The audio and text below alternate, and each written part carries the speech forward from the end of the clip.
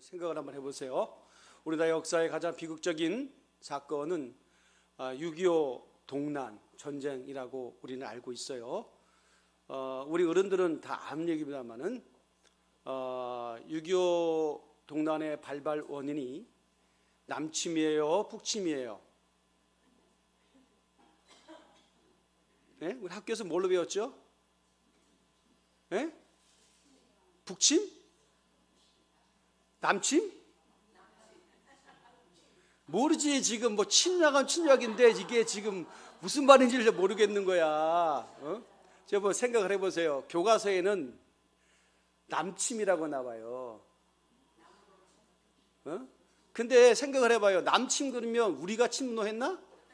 근데 남침으로 나온다고. 그죠? 북침은 우리가 북한으로 가는 게 북침이고, 남침은 북쪽에서 남으로 내려온 걸 남침이라고 누가 정의한 것도 없는데 그렇게 기록되어 있으니까 나중에는 그렇게 배웠다가 시간이 가면 헷갈리는 거야. 남침이야, 북침이야, 침략은 이렇게 되는 거지. 그래서 여러분 보세요. 어떤 그 유명한 일타 강사가 역사 강사가 이런 얘기를 하더라고요. 그거 쉽게 이해하는 방법이 있다고. 여러분 설교 시간에 조금 외람되지만 잘 보세요. 우리 아이들이, 우리 어른들은 아닙니다. 아이들이 놀이 중에 이렇게 하는 게 있어요. 이거 뭐라 그래요? 똥침이라 그래요. 들어봤어요? 아이 참 경망스럽다. 근데 이 이야기를 더 쉽게 하기 위해서 이렇게 하면 똥침이라 그러잖아. 그러면 똥침이 뭐야? 손가락으로 어디를 쑤시는 거지? 그죠? 거기를 쑤시는 걸 똥침이라 그러잖아. 그지? 그러면 똥침은 똥이 침략하는 게 아니라 똥을 향해 가는 걸 똥침이라 그런 거잖아. 오케이? 이해했어요? 이거 쉽지? 그러면 남침 그러면 남쪽을 침략하는 걸 남침이라 그러고, 북침 그러면 북쪽을 찌르는 게 북침이야. 똥을 생각하면 돼요, 이거를. 이해했어요? 전혀 무슨 말인지 모르는 분도 계셔. 아니, 고개를 안 들으니까 모르지. 그러니까 자, 우리가 천국 얘기를 지금 하고 있는데 오늘 본문은 이렇게 말씀하고 있어요. 여러분 오늘 11절부터 봤잖아요. 그래서 자, 이렇게 얘기합시다. 12절의 말씀 보시면 12절 말씀, 자, 세례 요한 때부터 지금까지 천국은 침노를 당하나니 침노하는 자는 빼앗느니라 라고 그렇게 예수님이 지금 말씀하시는 거예요. 이 말씀은 예수님이 직접 하신 말씀이야. 뭐라고 얘기했냐면 세례 요한 때부터 지금까지 천국은 침노를 당해. 참 이 말이 여러분 그냥 지나칠 수 있는데 조금 말씀 읽다 보면 조금은 이게 뭔 말이야 라고 집중력을 요할 때가 있어요. 천국이 침노를 해야지 천국이 침노를 당해? 라고 하는 그런 물음표가 생길 수도 있어요. 천국은 침노를 당해. 왜 지어져 버리지? 나 좀 띄워봐야죠. 나가나니 침노하는 자는 빼앗느니라. 그러니까 천국이 지금 빼앗김을 당했다 그런 뜻이죠. 천국은 침노를 당하나니 침노하는 자는 빼앗느니라. 그죠? 이 말씀이 제가 그래서 묵상을 해봤어요. 이 말이 도대체 무슨 말씀인가? 사실 이 말씀은 제가 나름대로 설교할 때부터, 즉 전도사 때부터 늘 마음에 두고 있던 생각이었어요. 이게 바로 뭔 뜻인가? 그리고 나중에는 늘 미래로 미뤘죠. 언젠가는 깨닫게 될 거야. 지금은 잘 모르지만 하면서 하다 보니 솔찬히 나이를 먹고 지금은 어느 정도 이제 이건 뭔가 정리할 때가 되지 않겠는가라고 할 때가 된 것이 바로 지금입니다. 그래서 제가 이 말씀을 좀 주님 안에서 좀 풀어내기 시작했는데요. 천국은 침노를 당한다. 언제부터? 세례 요한 때부터 지금까지. 지금은 언제까지? 지금은 누구죠? 지금은 예수님 때까지. 요한 때부터 지금까지 천국은 침노를 당했다. 이 말이 뭘까? 그래서 성경은요, 우리가 조금 제가 여러분에게 알려드렸던 것처럼 쭉 전후 맥락을 살펴보는 것은 참 필요해요. 어쩌면 필수적이죠. 그래서 말씀을 쭉 같이 여러분 뭐 숙제 내려도 안 하겠지만 집에 돌아가셔가지고 11장 전체를 쭉 보는 것은 당연한 우리의 말씀을 은혜 받은 자들의 의무이기도 해요. 말씀을 쭉 읽어보시면 그 이유를 다 우리가 알 수가 있어요. 이제 말씀 한번 띄워볼까요? 자, 이제 여러분 뒤에 좀 스태프들이 잘 집중해 주시고요. 마태복음 3장 2절을 봅니다. 오늘 11장 맞지만 마태복음 3장 2절 한번 띄워볼까요? 마태복음 3장 2절 한번 띄워주세요. 마태복음 3장 2절. 자, 회개하라 천국이 가까웠느니라 하였으니, 이 말씀은요 누가 한 말이냐면 세례 요한이 한 말이에요. 그 다음에 마태복음 4장 17절. 마태복음 4장 17절. 이건 잘 기억하고 계세요. 마태복음 4장 17절도 한번 띄워주세요. 마태복음. 이때부터 예수께서 비로소 전파하여 이르시되 회개하라 천국이 가까이 왔느니라 하시더라. 자, 세례 요한이라 하고 예수님하고 지금 워딩, 좀 유식한 말로 워딩이라고 합니다. 말 내용을 비교해 보세요. 틀린 게 있어요, 없어요? 없어요. 똑같은 말이에요. 그죠? 회개하라 천국에 가까이 왔다. 세례 요한도 이 말을 했고 예수님도 이 말씀을 하셨어요. 그러면 예수님과 세례 요한은 이종사촌이에요, 사실. 그러니까 같아. 그러니까 넓게 보면 형제지 뭐. 형제지간에 같은 말을 하는구나. 그렇게 생각할 수 있어요. 똑같은 말을 하네. 강조점이 같네. 워딩이 같네. 관점이 같네. 그거 다 똑같은 얘기예요. 그런데요, 참 희한한 건 뭐냐면 여러분, 제가 이해를 돕기 위해서 예수님이 유명하기 전부터 더 유명했던 사람이 바로 세례 요한이었어요. 세례 요한이 굉장히 유명했더랬었어요. 세례 요한이 유명했는데, 그러니까 유명하다 보니까 이 사람이 진짜 우리를 구원할 자구나라고 해서 사람들이 모여들었죠. 일명 제자 그룹들이 몰려들었어요. 그런데요, 오늘 이제 11장을 가면, 오늘 다시 본장이 11장이잖아요. 근데 세례 요한이요, 옥에 갇힙니다. 11장이 옥에 갇힌 내용이 나오면서 쭉 나오는데 11장. 근데 옥에 갇히는데, 옥에 갇혀 있던 요한이 옥바라지하는 제자들을 향해서 뭐라고 얘기하냐면, 너 가서 예수라는 사람한테 가가지고 내가 한 말을 전해. 내가 할 말을 전해. 오실 그이가 당신입니까? 라고 물어봐. 라고 이렇게 세례 요한이 당신의 제자를 예수님에게 보내는 장면이 11장에 나와요. 자, 그럼 한번 찾아볼까요? 자, 그래서 이 말은 사실인지 아닌지 11장 2절 한번 봅시다. 여러분 바빠요. 자, 11장 2절. 요한이 옥에서 그리스도께서 하신 일을 듣고 제자들을 보내요. 자, 그리고 뭐라고 얘기하면, 요한이 옥에서 그리스도께서 하신 일을 제자들을 보내요. 13절에 예수께, 그랬더니 이제 보내요. 예수께 여짜라, 물어라. 오실 그이가 당신이오리까? 아니면 다른 사람을 기다립니까? 물어봐라. 그랬더니 예수님께서 이 말을 듣고 그 요한의 제자 앞에서 뭐라고 말씀하시냐면 4절에 궁금하죠. 예수께서 대답하여 이르시되 너희가 가서 듣고 보는 것을 요한에게 알리되. 자, 요한에 그대로 네가 지금 보고 들은 것을 그대로 전해. 자, 5절 뭘 했어요? 자, 맹인이 보며 못 걷는 사람이 걸으며 나병 환자가 깨끗함을 받으며 못 듣는 자가 들으며 죽은 자가 살아나며 가난한 자에게 복음이 전파된다 하라.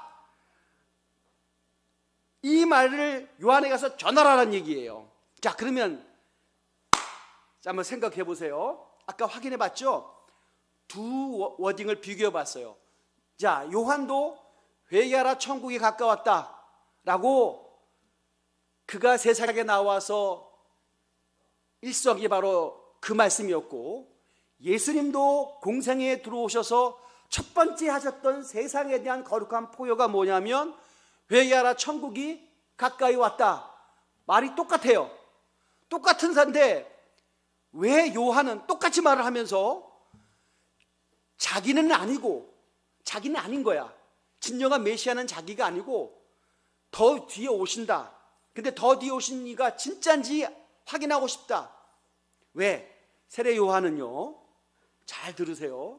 세례 요한이 생각했던 회개하라 천국이 가까웠다라고 했을 때 천국, 킹덤 오브 갓, 영어로 더 킹덤 오브 갓이라고 그래요. 하나님의 나라, 영어로 번역하면 그 하나님의 나라, 요한이 생각했던 하나님의 나라는 어떤 나라였을까? 그리고 예수님이 말씀하셨던 더 킹덤 오브 갓, 하나님의 나라는 똑같은 하나님의 나라인가? 복잡하죠. 이게 만약 신학교 강의였으면 제가 진짜 1타 교수님 됐을 거예요. 정말 제가 고민하면서 하나님에서 말씀 중에서 정말 정리해서 알려드리는 겁니다. 이중표 목사님이라고 별세 신학을 강조했던 그분이 이런 말을 살아생전에 하셨어요. 목사는 세 부류가 있다. 첫째, 성공한 목회자. 둘째, 먹고 살기 위해서 목회하는 사람. 세 번째, 농어촌 지역에서 끈끈하게 지치지 않고 목회하는 사람. 그런 사람, 훌륭한 목사. 이렇게 세 가지가 있다. 첫 번째는 성공한 목사, 두 번째는 먹고 살기 위해서 목사, 세 번째는 훌륭한 목사.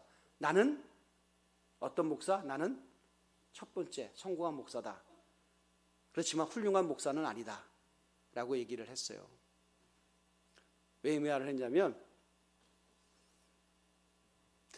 농어촌 교회에서 여러분이 알아듣든 못 알아듣든 제가 이 말씀을 전할 수밖에 없는 것은 주님께서 저희 깨달음의 감동과 좋은 말로 깊이를 허락하여 주셔서 은혜를 공유하기를 원했고, 이 말씀을 들은 이후에 저와 여러분의 삶이 한층 더 변화가 되어야 되기 때문에 여러분이 알아듣든 말든 자든 말든 눈 감고 있든 말든 저는 이 말씀을 전합니다. 집중하든 말든 다 잊어먹든 말든 저는 전합니다. 왜냐하면 이게 너무 중요하기 때문에. 자, 다시 한번 정리하겠습니다.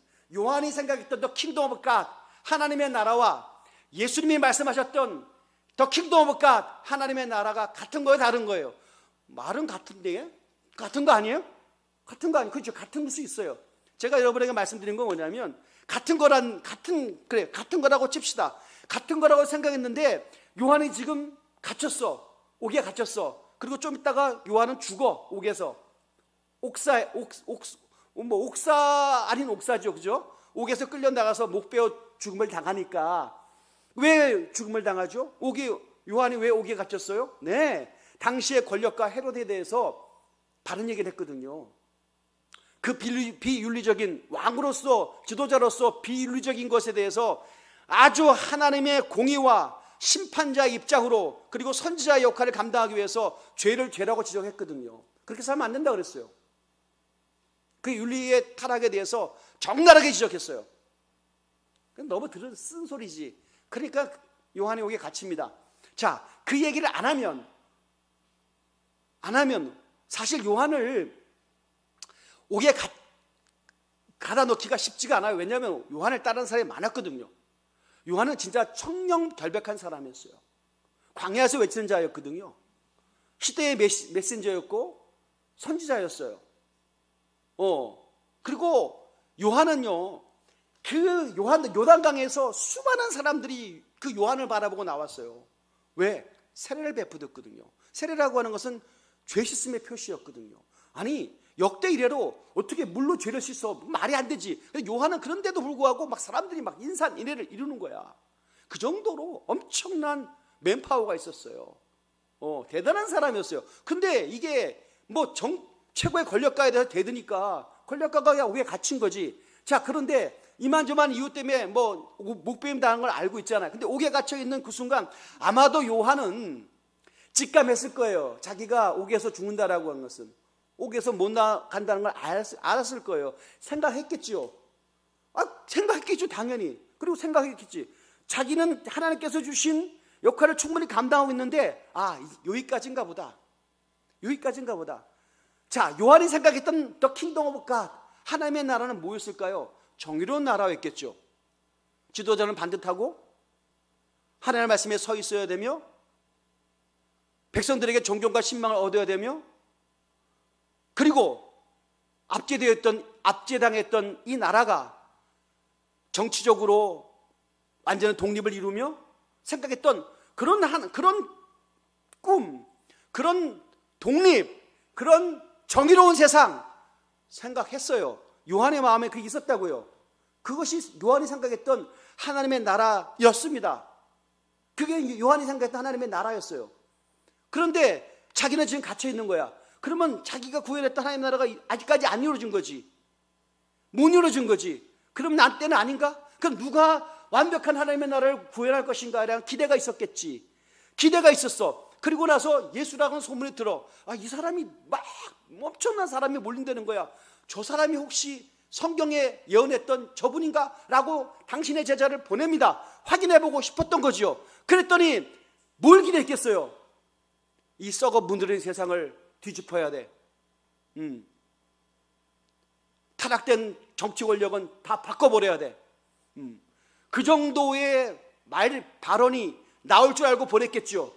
그런데 예수님께서 정작 하셨던 말씀은 그 말씀이 아니고 다시 한번 5절의 이 말씀이죠. 뭐라고 얘기하냐면 썩은 정치 권력은 엎어버려야 돼.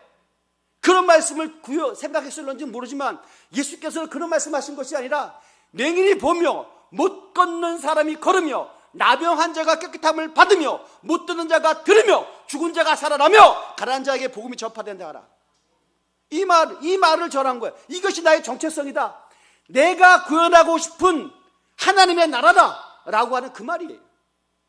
이게 하나님의 나라다. 이렇게 돼야 하나님의 나라가 이루어진다. 그러면 요한이 생각했던 하나님의 또 킹덤 오브 갓, 예수님이 말씀하셨던 그 킹덤 오브 갓하고 차이가 있어요, 없어요? 어떤 분들은 다 그게 그거네 라고 얘기할지 모르지만 또 세계가에 보면 다른 것이었죠. 예수님은 절대로 정치적인 발언을 하신 적이 없어요. 자기를 코너에 몰기 위해서 정치적으로 엮기 위해서 막 이렇게 겉멋을 써도 예수님은 지혜롭게 빠져나갔어요. 그죠? 세금은 누구한테 바치는 것이 옳습니까? 이거 잘못 말하면 걸려들거든요. 근데 예수님께서는 절묘하게 빠져나갑니다. 가이사의 것은 가이사에게, 하나님 것은 하나님께 바쳐라. 이것도 아니고 저것도 아니고 뭔지 몰라. 근데 생각해보면 맞는 말인데 처음에는 책 잡을 수 없는 정말 지혜로운 말씀을 했어요. 뭐라고 얘기하냐면 막 하면 나중에도 뭐라고 막 예수님을 뭐라고 하면 세례 요한이 누구 때문에 죽었냐라고 막 물어보면 저들이 막 대답 못하게 되면 나도 너에게 대답하지 않겠다라고 쓱 빠져나가고, 하여튼간에 그들이 원하는 모든 올무에서 다 빠져나갑니다. 정치적인 올무에서. 정치적인 말은 안 하셨어요. 안 하셨어요. 다 빠져나가. 그것이 예수님께서 근데 예수님이 비정치인이었기 때문에 정치적인 발언을 안 한 게 아니에요. 그거보다 더 큰 그림, 더 큰 비전, 더 큰 의미를 갖고 계셨기 때문이에요. 그 말은 뭘까?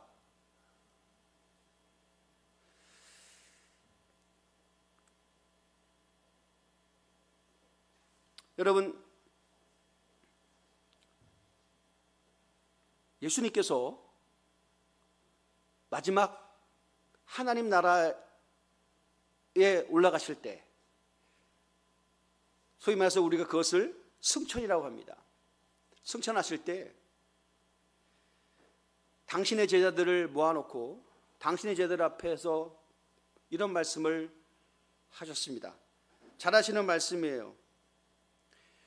여러분, 마가복음 한번 또 찾을까요? 마가복음 16장. 마가복음 16장을 한번 보세요. 찾아주세요. 마가복음 16장 17절. 예수님께서 마지막 제자들 앞에 하늘 올라가면서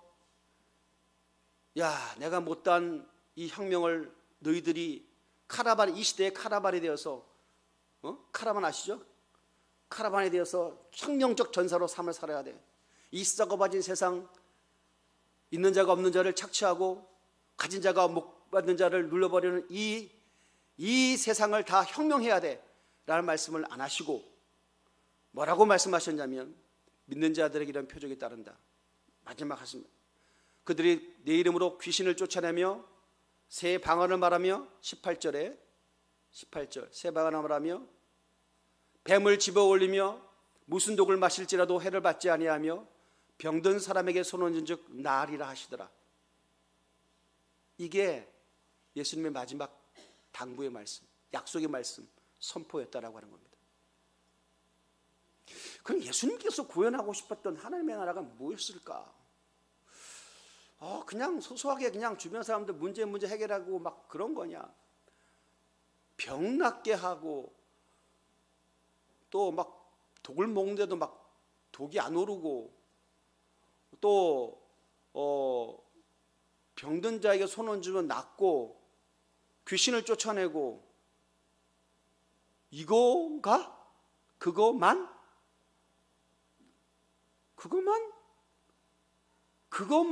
하기에는 구약에서 예언했던 메시아는 더 큰 그림이었는데, 우주적인 구원과 적어도 유대인의 해방뿐 아니라 이스라엘의 해방뿐 아니라 전 우주적인 구원의 완전한 메시아로서 왕으로서 등극하는 그런 그림이었는데, 제자들에게 마지막까지 예수님께서 말씀하고 선포했던 것은 너무나 개인적이고 너무나 지엽적이고 때로는 그것보다 너무나 좀 그런 거 아닌가? 라고 생각하는지 모릅니다. 그런데 생각을 한번 해보세요. 이 말씀의 의미가 무엇인가? 여러분, 이 말이 세상은요, 처음으로 돌아가서 세례 요한 때부터 지금까지 천국은 침노를 당했다. 그죠? 침노를 당했다라고 하는 그 말씀을 여러분 기억해. 아까 처음에 말씀 그거였죠? 우리 본문의 말씀이 그거였잖아요. 세례 요한 때부터 지금까지 12절에 우리 본문 마태복음 11장 11절, 세례 요한 때부터 지금까지 천국은 침노를 당하나니 침노하는 자는 빼앗느니라. 세례 요한 때부터 지금까지 천국은 침노를 당. 예수님의 관점이었어요. 침노를 당했다.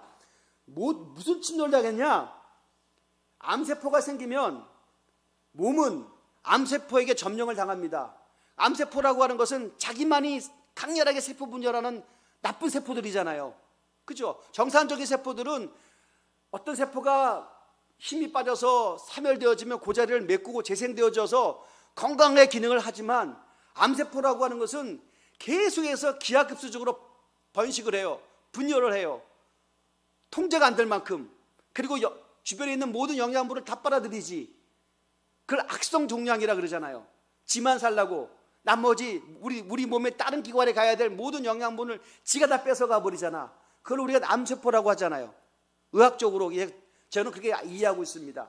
그런데 이게 점점 초기에는 우리가 어떻게 할 수 있지만 점점 이게 크기가, 규모가 커지면, 통제의 영역을 넘어가면 우리가 안 되잖아요. 그걸 우리가 그렇게 생각을 해보세요. 하나님의 나라가 어떤 세력들에 의해서 점점 지배를 당해, 잠식을 당해. 예수님은 지금 그렇게 표현하고 있는 거예요. 세례 요한 때부터 지금까지. 세례 요한이 왔음에도 불구하고, 세례 요한이 세례를 베풀었음에도 불구하고, 세례 요한이 엄청난 사람의 동원력이 있었음에도 불구하고, 엄청난 오피니언 리더로서 역할을 감당하고, 우리는 인플루언서 그러죠. 엄청난 인플루언서였어요. 그럼에도 불구하고 세례 요한 때 지금까지 천국은 계속해서 침노를 당했다. 그게 무슨 말이야? 왜? 인간의 본질적 문제가 해결이 안 됐다는 거예요. 정치적인 구원은 좋았어. 사람들의 마음을 들끓게 해서 정치가를 각성시킬 만한 구호도 있었어. 하지만 뭐야? 세례 요한이 외쳤던 회개라고 하는 것은 물론 개인의 회개도 돼. 그렇지만 전체적인 사회를 구성하는 사회악을 제거하는 그것이 세례 요한의 외침이었다고 한다면, 인간의 본질적인 영혼의 문제만큼은 해결이 안 되더라 라고 하는 것이었습니다. 자, 그러면 천국은 침노를 당해. 그러면 예수님 때는 뭐야? 자, 우리 예수님 때는 어떻다는 거예요? 천국은 침노를 당했지만 지금은 천국이 침노를 당해 아니야. 나는 지금 천국을 침노를 당한 것이 아니라 외려 역전을 시켜서 이 땅을 하나님의 나라로 바꿔버리겠다는 그 뜻입니다. 하나님의 나라를 어떻게 바꿔? 아까 5절의 말씀이요. 다시 한번 가겠습니다. 어떻게 봐? 맹인이 다 5절의 말씀. 자, 11장 5절의 말씀. 다 빨리빨리 띄워요. 빨리 바쁘니까. 정신없죠? 이거 하려면 역할 가면 돼. 빨리빨리. 하나, 둘, 셋, 넷, 다섯, 빨리빨리. 둘, 넷, 여섯, 여덟, 열. 자, 11장 5절. 맹인이 보며 못 걷는 사람이 걸으며 나병 환자가 깨끗함을 받으며 못 듣는 자가 들으며 죽은 자가 살아나며 가난한 자들에게 복음이 전파된다 하라. 이것을 통해서 침노당했던 천국이 외려 바뀌어서 이 마귀가, 죄악이, 썩어 빠진 전통이, 율법이, 패배주의가 지배하고 있던 이 세상을 완전히 바꿔버리겠다는 것입니다. 어떻게 바꿔? 이렇게 해서 맹인이 보고 못 걷는 사람이 걸으며 나병한 자가 깨끗함을 받으며 못 듣는 자가 들으며 죽은 자가 살아나며 가난한 자에게 복음이 전파되는 것이 바로 내가 하나님께 부여받은 하나님의 나라이라고 하는 것입니다. 하나님의 나라. 제가 여러분에게 말씀드렸던 것처럼 정말 소시적에 병이 나왔어요. 복음 전파자 또 치유연설 가진 분을 만나서 제가 병에 나왔어요. 그 병이 나온 것은 저 개인적에게 혁명적인 일이었고 이를 이해할 수 없는 절대적인 사건이었습니다. 그런데 말씀을 듣고 깨달아 보니까 그것이 바로 뭐였냐? 그것이 바로 하나님의 나라가 이루어지는 현장 가운데 제가 있었다는 것입니다. 할렐루야. 하나님의 나라가 나에게도 지금 들어왔다는 것이요, 하나님의 나라가 나에게도 구현됐다는 것이요, 하나님의 나라가 점점 퍼져가는 가운데 나를 지나치고 있었다는 것입니다. 그런 의미라고 이해되어지잖아요. 할렐루야. 그러니까 예수님도 마지막 때에 하늘에 올라가시면서 내가 너희에게 이 말씀을 전하는 것은 너희들도 똑같이 내가 구원하고 싶은 하나님의 나라를 이룬 자가 되어야 된다. 어떻게? 병든 자에게 손 얹어줘 나으리라. 귀신을 쫓아나며 무슨 독을 마실지라도 해를 받지 아니하며 이런 것들을 당부하셨고 약속하셨습니다. 그리고 성령을 통해서 그것을 보증하셨다라고 하는 것입니다. 할렐루야. 여러분, 몸이 아프면 그 몸이 아픈 것도 사실 우리들에게 복이 될 수 있어요. 왜냐하면 아프면 겸손해지잖아요. 제가 금요일, 수요일도 말씀드렸잖아요. 건강한 자들은 바라는 것이 너무 많다고요. 그죠? 건강한 자들은 원하는 게 너무 많아. 그죠? 갖고 싶은 것, 해야 되고 싶은 것, 가고 싶은 것, 이루고 싶은 것이 너무 많아. 건강하면 만나고 싶은 사람도 많고. 근데 여러분 죄송합니다만은 약한 병 말고 좀 약간 센 병 걸렸다고 생각을 해보세요. 그럼 바라는 게 뭐예요? 아주 단순하고 아주 수준이 낮아. 하나님 아파요. 그것뿐이 더 있어요. 아파요 그러잖아.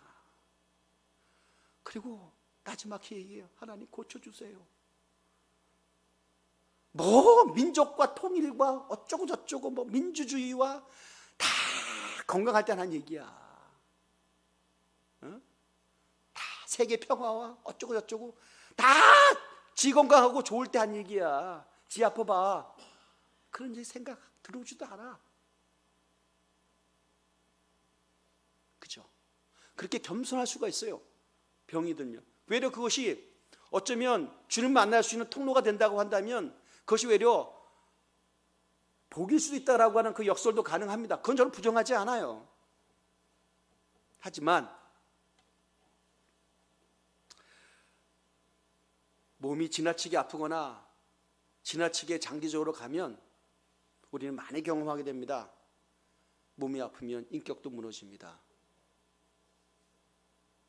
형편이 깨지고 균형도 깨지고 그리고 주변 사람들이 힘듭니다. 동의하십니까?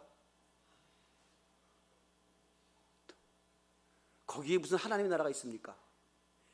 내 인격이 파멸되어지면 내 측근에 있는 사람의 인격도 깨지고 관계도 깨지고 형편도 깨지는 모든 것들이 와, 여기 과연 하나님의 나라라고 얘기할 수 있어요?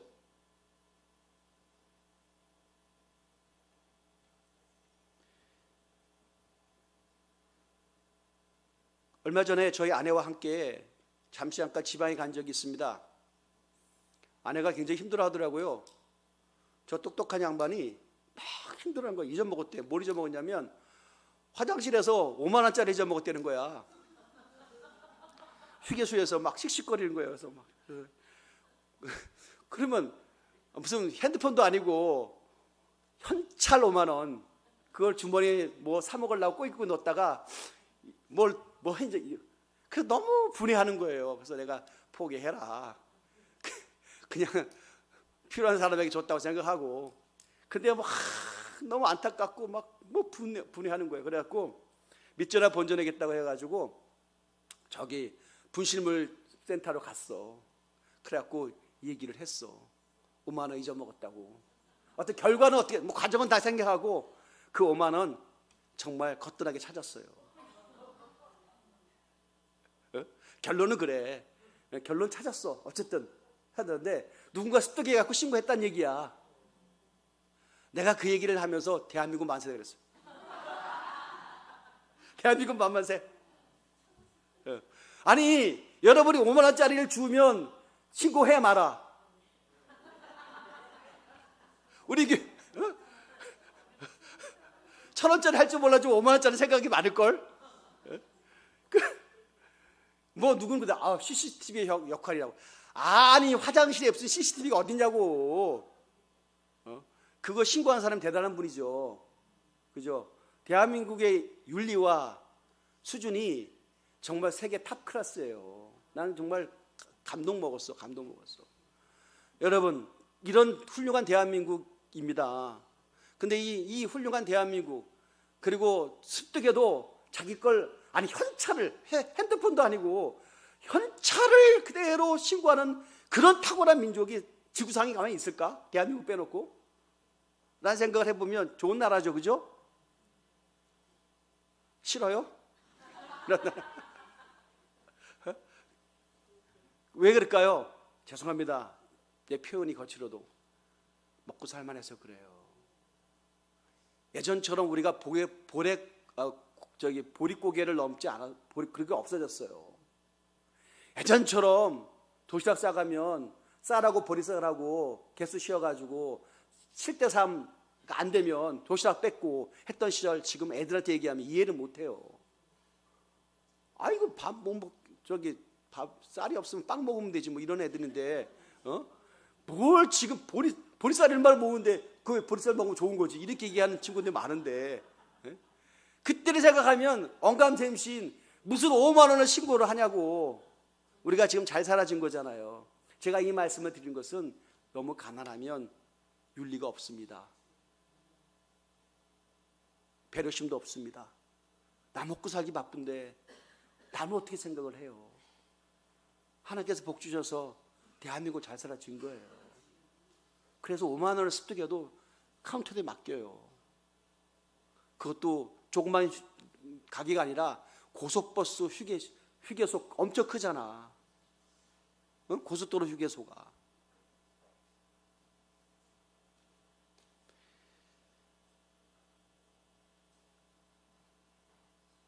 왜 우리가 가난하면 안 되는 이유를 여기서 설명하고 있는 거예요. 너무 가난하면 인격도 삶의 수준도 형편도 세계관도 좁아져요. 남을 배려하는 힘이 없어요. 성경 얘기합니다. 가난한 자에게 복음이 전파된다. 왜 가난이 떨어져 나가야 됩니까? 하나님이 원하시는 하나님 나라를 구현하는 최소한의 몸짓을 하기 위한 최소한의 치가 가난에 떨어져 나가야 되기 때문입니다.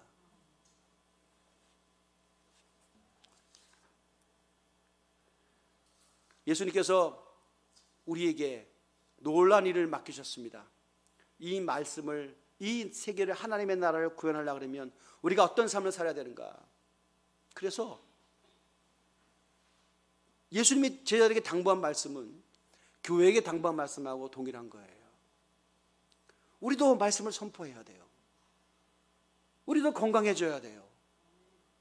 우리도 풍요로운 삶을 그 풍요를 통해서 우리의 죄악을 먹고 마시기 위한 것이 아니라 적어도 하나님 나라의 인격을 적어도 최소한 것을 구현하려고 그러면 남을 배려하고 가는 수준까지 가야 된단 말입니다.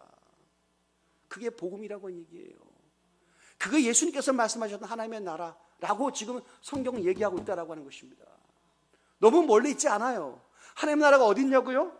여러분에게 문제를 당하고 마음이 아파하고 육신적으로 질고해당하고 피폐한 자들을 회복시키는 것이 하나님의 나라의 구현이라고 말씀하고 있는 거예요.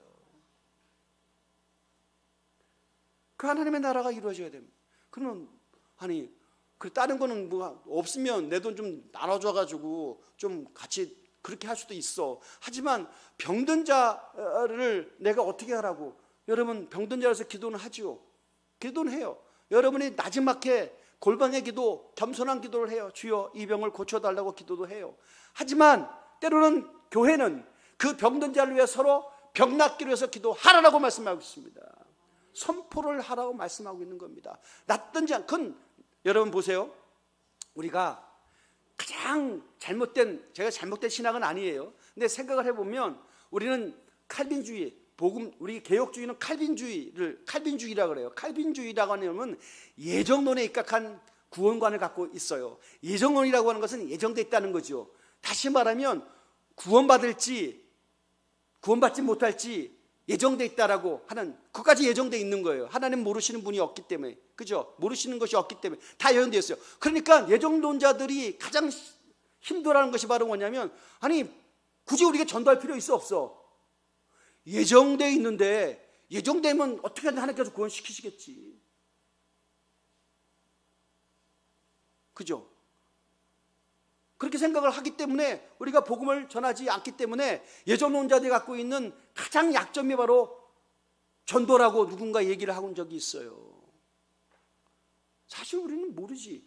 그렇지만 지금 보세요. 그것처럼 우리에게 병 낫고 안 낫고도 하나님의 예정 가운데 있기 때문에 우리가 뭐 하나님께서 원하시면 고치시는 거고, 하나님이 또 뭐 병통해서 계속 앓고 있는 걸 하나님 뜻이라고 한다면 뭐 우리가 어떻게 할 수 있겠어요? 라고 하나님의 주권 속에 다 넘겨버려. 우리는 아무것도 안 해. 전도도 하나님의 주권 속에 넘겨버려. 아무것도 안 해. 그거는 여러분 그건 불신앙입니다. 그건 순종하지 않는 자들이에요.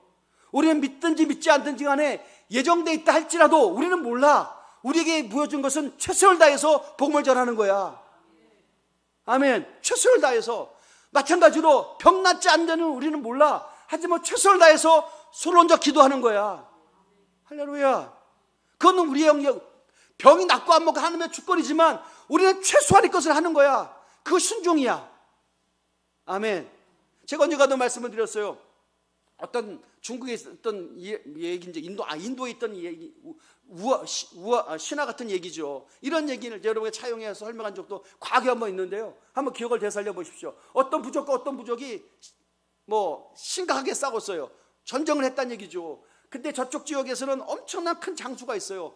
센 장수가 있어요. 마치 골리앗처럼 엄청난 백마를 타고 큰 칼을 휘두르면서 막 우리 이쪽 나라를 막 침범해서 다 죽여버리는 거야. 그러니까 이쪽 나라에서 어떻게 할 수가 없어. 그래서 수배를 해가지고 저 장수와 맞닥뜨릴 사람을 수배를 했죠. 초야에 묻혔던 한 장수를 발굴해내죠. 이 장수가 와가지고 우리로 말하면 1대1 다이다이를 붙은 거야. 그래갖고 막 치열하게 싸웠어. 몇 날 며칠을 합을 겨루며 싸웠는데 승부가 나지 않아. 그런데 불행히도 이 나라를 구원하기 위해 초야에 묻혔던 장수도 그 힘센 장군의 칼에 날아가고 죽게 됩니다. 하지만 저 장수도 내상을 입었어요. 저 장수도 내상을 입었어. 무슨 내상을 입었냐? 목에 이 칼을 벤 거야. 그래서 칼을 어느 정도 살짝 치고 게 아니라 심각하게 칼이 치고 지나가갖고 목이 베었어. 목이 반쯤 베었어. 그랬더니 어떻게 돼? 목이 덜렁덜렁한 거야. 이렇게 붙어있는데 떨어지지 않고 덜렁덜렁해. 그렇게 된 거야. 그런데 이 장수가 원체 전투력이 불같이 나고 막 사기가 있어 놓으니까 안 죽는 거야. 안 죽고 계속해서 목이 덜렁덜렁거리면서 계속해서 우리 쪽을 향해서 진군해 오는 거야. 쳐들어오는 거야. 놀랬지. 저건 죽어도 죽지 않는구나. 목이 덜렁덜렁거리는데 어떡할까? 어떻게 우리 끝났다 하고 있을 때 어떻게 하면 우리나라를 구원할 수 있을까라고 막 고민하고 있던데 어떤 어린아이 같은 우리 다윗처럼 어린아이가 나타나서 제가 저 장수를 물리치겠습니다. 네가 어떻게? 그러면서 모든 사람이 기대는 안 했습니다만 어쨌든 대안이 그뿐이 없으니까 지가 하겠다니까 어린아이가 그 목이 덜렁덜렁한 장수 앞에 맞짱 뜬 거지. 그러면서 한 게 뭔 줄 아세요? 칼을 집어든 게 아니라 막 자기를 죽이려고 쳐들어오는, 막 달려오는 그 목이 덜렁덜렁한 장수에게 딱 이거 한 거예요. 야, 너는 죽었어. 네 목을 한번 만져봐. 그 말을 한 거지. 너는 죽었어. 너는 지금 죽은 건데 살아있는 거야. 목이 덜렁덜렁한데. 쳐들어오는 장수는, 말 타고 지고 오는 장수는 사실 너무 전투에 불타서 지가 칼에 맞을지도 모르는 거야. 군사니까. 근데 저놈이 그러면서 내가 죽었나? 하고 지가 지 목을 만져보더래. 목이 반쪽 떨어져 나갔네? 그러면 생각하더래. 나는 살아서는 안 되는 존재네? 나는 죽어야 되는데 내가 왜 움직이지? 인식을 한 거지. 그러면서 그 목이 덜렁덜렁한 장소가 나 죽었는데 그냥 움직이면 안 되는구나 하고 그냥 말에서 떨어져 내려서 죽었대. 제가 이 얘기를 여러분에게 소개해 드린 건 거예요. 여러분, 이 마귀는 사실 예수 그리스도의 십자가와 부활을 통해서 목이 반쯤 떨어져 나간 거예요. 완벽히 떨어지지 않았지. 완벽히 떨어지려고 그러면 예수님께서 두 번째 재림하신 날 완전히 제거되겠지만, 예수님께서 초림 이후에 재림까지 그 긴장 상태 속에는 마귀가 존재는 해, 역할도 감당해. 그러나 힘은 빠져 있어. 예수님의 십자가와 부활 때문에. 기동은 하지만 능력은 없어. 근데 우리는 그 모습 보고 쫄리는 거야. 움직이지도 못해. 눌려 있어. 병 앞에, 가난 앞에, 패배 앞에, 그 패배주의 생각 앞에 눌려갖고 옴짝달싹도 못해. 성경은 말합니다. 얘기합니다. 마귀야, 너는 끝났어. 너 능력은 없어. 라고 선포를 하는 거예요. 할렐루야. 그건 우리가 할 수 있잖아. 못해. 그러면 여러분은 아직까지 믿음이 없거나, 여러분은 아직까지 불순종하거나, 아직까지 성경을 모르거나, 우리는 말씀 듣고 은혜 받으면 뭐예요? 이제 선포하는 거예요. 내가 무슨 능력이 있어? 여러분은 능력이 없어. 그러나 예수님은 능력이 있어. 할렐루야. 그리고 그 능력을 우리에게 위임하신 거야. 그걸 믿는 자에게는 이런 필요에 따라. 할렐루야. 그 믿는 것은 우리의 믿으면 되는 거고, 안 믿는 자들은 계속해서 굶어 죽는 거야. 안 믿는데 계속 어기 아파 저기 아파가 끝나는 거야. 아멘. 안 믿는 자는 맨날 가난에 찌들어갖고 그냥 와 하늘만 쳐다보고 있는 거야. 예수 그리스도 안에 있으면 새로운 피조물아, 보라 이전 것을 지나가시니 새 것이 되었도다.